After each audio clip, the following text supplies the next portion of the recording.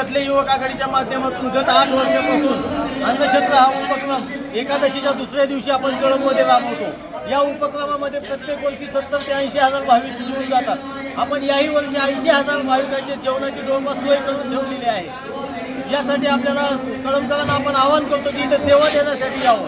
त्या आव्हानाला प्रतिसाद देत कळंबचे सर्व नागरिकही या ठिकाणी आपल्याला सेवा देण्यासाठी येतात। आपल्या सगळ्यांच्या सहकार्यातून हा उपक्रम आम्ही गत 8 वर्ष स्वतंत्र गणपतराव कथले युवक आघाडीचा हा उपक्रम गेल्या 7 वर्षापासून अविरतपणे चालू आहे आणि परतीच्या वारकऱ्यांची कुठंच व्यवस्था होत नाही की आमची गणपतरावजी कथले युवक आघाडी ही या सगळ्या वारकऱ्यांची व्यवस्था करते आणि ही असं सातत्यपूर्ण दरवर्षी अविरतपणे चालू आहे आणि पुढेही चालू राहणार, कारण परतीच्या वारकऱ्यांना कुठंही अन्नदान होत नाही, ते फक्त आपल्या कळंबमध्ये होतं।